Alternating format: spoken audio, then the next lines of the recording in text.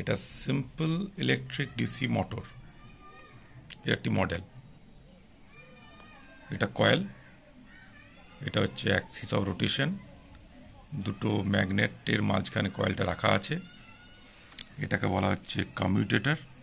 Commutator function কি? যখন কয়েলটা হাফ রোটেশন হবে তখন ডিরেকশন অফ কারেন্ট ফ্লোটা চেঞ্জ হয়ে যাবে। তো প্রথমে দেখি যে সুইচ অন করলে মোটরটা ঘুরছে কিনা। এটা সুইচ,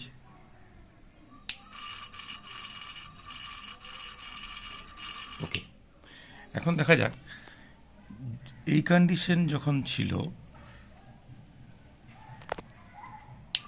তখন রোটেট করছিল। তোমরা জানো যে একটা কারেন্ট ক্যারিং কন্ডাক্টর যখন ম্যাগনেটিক ফিল্ডে রাখা হয় তখন সেটা ফোর্স ফিল করে। ফ্লেমিংয়ের লেফট হ্যান্ড রুলস যদি আমরা প্রয়োগ করি, যেখানে বলা হচ্ছে ফোর ফিঙ্গারটা direction of magnetic field, middle finger direction of current, therefore thumb indicate করবে force on the current carrying conductor. এই অবস্থায় কয়েলটার এই পোর্শন এবং এই পোর্শনে অপোজিট দিকে ইকুয়াল ফোর্স অ্যাপ্লাই হচ্ছে, এবং যেখানে লাইন অফ ফোর্স আর অ্যাক্সিস অফ রোটেশন ইন্টারসেক্ট করছে না, তার জন্য এটা ম্যাক্সিমাম টর্ক ফিল করছে, যার জন্য এটা রোটেট করছে।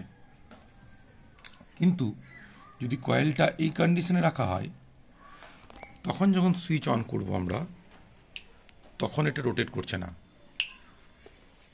এক্ষেত্রেও কিন্তু ম্যাগনেটিক ফোর্স অ্যাপ্লাই হচ্ছে, কিন্তু যেহেতু কয়েলে যে ম্যাগনেটিক ফোর্সের অ্যাকশন সেটা ইন্টারসেক্ট করছে অ্যাক্সিস অফ রোটেশনকে, এবং অ্যাক্সিস অফ রোটেশনকে যেহেতু ইন্টারসেক্ট করছে, তার দেয়ার টোটাল টর্ক এখানে কিন্তু জিরো হচ্ছে, যার জন্য এটা রোটেট করছে না।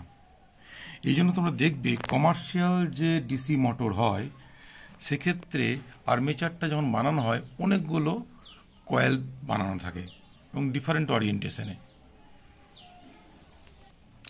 আমরা এখানে সিম্পলি একটা কয়েল নিয়েছি, যেক্ষেত্রে যখন কয়েলটা এই কন্ডিশনে থাকছে তখন সেটা ফোর্স ফিল করছে,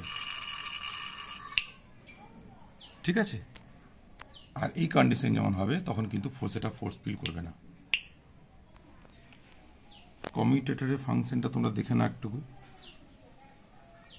দুটো জিঙ্ক প্লেট আছে, মাঝখানে কিন্তু কানেকশন নেই।